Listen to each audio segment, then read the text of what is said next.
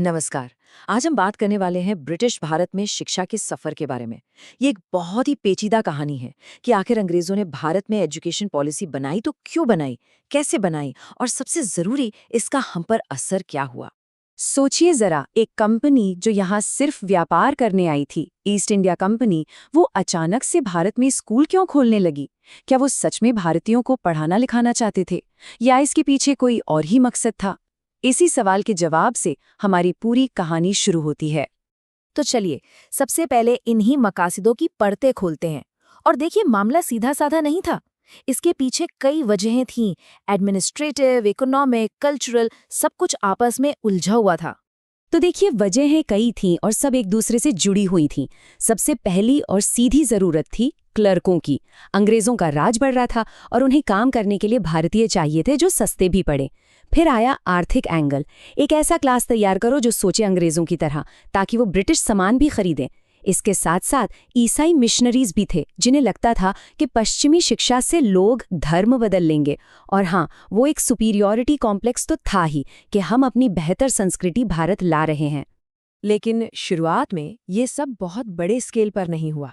जो शुरुआती इदारे खुले, जैसे 1781 में कलकत्ता मदरसा या 1791 में संस्कृत कॉलेज, उनका मकसद भारतीयों को पढ़ाना नहीं था। उनका मकसद था अंग्रेज जजों को भारतीय कानून, हिंदू और मुस्लिम लॉ समझाने में मदद करना। यानी ये सब कंपनी के अपने फायदे के लिए था, एडमिनिस्ट्रेशन को आसान बनाने के लिए। और यहीं से कहानी में एक बहुत बड़ा ट्विस्ट आता है। जैसे ही ये तय हुआ कि शिक्षा पर पैसा खर्च करना है, अंग्रेजों के अंदर ही एक जबरदस्त बहस छिड़ गई।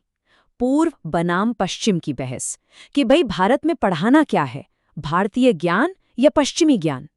तो देखिए, दो खेमे बन गए। एक तरफ थे ओरिएंटलिस्ट या प्राच्यवादी। इनका मानना था कि भाई भारत की अपनी भाषाएं, अपना साहित्य, अपना ज्ञान है, उसे बढ़ावा देना चाहिए। हाँ, साथ में थोड़ा वेस्टर्न साइंस भी पढ़ा दो। दूसरी तरफ थे एंग्लिसिस्ट यानी आंग्लवादी। वो कहते थे नहीं, ये सब भारतीय ज्ञान बेकार है, सारा पैसा सिर्फ और सिर्फ इंग्लिश मीडियम में वेस्टर्न एजुकेशन पर लगाओ। और ये लड़ाई छोटी मोटी नहीं थी, दशकों तक चलती रही। और फिर एंट्री होती है लॉर्ड मैकाले की। 1835 में उन्होंने अपना मशहूर मिनट ऑन इंडियन एजुकेशन पेश किया और एक ही झटके में इस बहस को खत्म कर दिया। उनका कहना था, एक अच्छे यूरोपीय पुस्तकालय की एक शेल्फ ही भारत और अरब के संपूर्ण देसी साहित्य के बराबर है। बस ये एक लाइन एंग्लिसिस्ट्स की जीत थी और इसने भारत में शिक्षा का पूरा नक्शा ही बदल कर रख दिया। मैकाले का प्लान बिल्कुल साफ था। वो एक ऐसी क्लास बनाना चाहते थे जो रक्त और रंग में तो भारतीय हो, लेकिन पसंद, विचार, नैतिकता और बुद्धि में अंग्रेज हो। मतलब एक ऐसी फौज तैयार करो जो दिखने में तो हमारी तरह हो, लेकिन सोचे पूरी तरह अंग्रेजों की तरह। ये लोग अंग्रेजों और आम भारतीयों के बीच एक पुल का काम करते। तो अब जब एंग्लिसिस्ट जीत गए तो सवाल ये था कि इस पॉलिसी को लागू कैसे करें।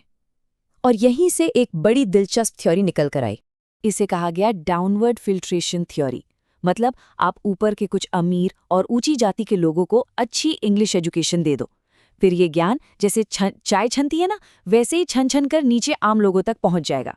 मतलब सरकार की जिम्मेदारी बस ऊपर वालों को पढ़ाने की है, नीचे वालों तक तो ज्ञान अपने आप पहुंच जाएगा। इस एक थ्योरी की वजह से आम जनता की पढ़ाई लिखाई को पूरी तरह से साइडलाइन कर दिया गया। लेकिन फिर करीब 20 साल बाद 1854 में चीजें थोड़ी बदलीं। आया वुड्स डिस्पैच, जिसे भारत में इंग्लिश एजुकेशन का मैग्ना कार्टा भी कहते हैं। इसने पहली बार माना कि आम लोगों को पढ़ाना भी सरकार की ही जिम्मेदारी है। फिल्ट्रेशन थ्योरी को एक तरह से रिजेक्ट कर दिया गया और एक पूरा सिस्टम बनाने की बात हुई, प्राइमरी स्कूल से लेके यूनिवर्सिटी तक। प्राइवेट स्कूलों को मदद देने की भी बात कही गई। ये वाकई एक बड़ा बदलाव था। वुड्स डिस्पैच के बाद सिस्टम का विस्तार तो तेजी से हुआ, लेकिन इसके साथ ही एक और चीज बढ़ी, और वो थी सरकारी कंट्रोल। इसके बाद तो जैसे यूनिवर्सिटीज की लाइन लग गई। 1857 में कलकत्ता, बॉम्बे और मद्रास में यूनिवर्सिटी बनी। फिर कुछ ही साल में 1882 में पंजाब यूनिवर्सिटी और 1887 में इलाहाबाद यूनिवर्सिटी। इन यूनिवर्सिटीज ने भारत में हायर एजुकेशन की शक्ल ही बदल दी। पर जैसा मैंने कहा, एक्सपेंशन के साथ साथ कंट्रोल भी बढ़ रहा था। हंटर कमीशन ने प्राइमरी और सेकेंडरी एजुकेशन पर फोकस किया। लेकिन फिर लॉर्ड कर्जन जैसे वाइसरॉय आए, जिन्हें लगने लगा कि अरे, ये यूनिवर्सिटीज तो नेशनलिस्ट सोच के अड्डे बनते जा रहे हैं।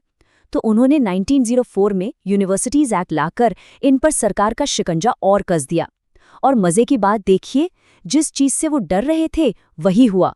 इन्हीं यूनिवर्सिटीज से पढ़े लिखे लोग आगे चलकर आज़ादी की लड़ाई के सबसे बड़े चेहरे बने।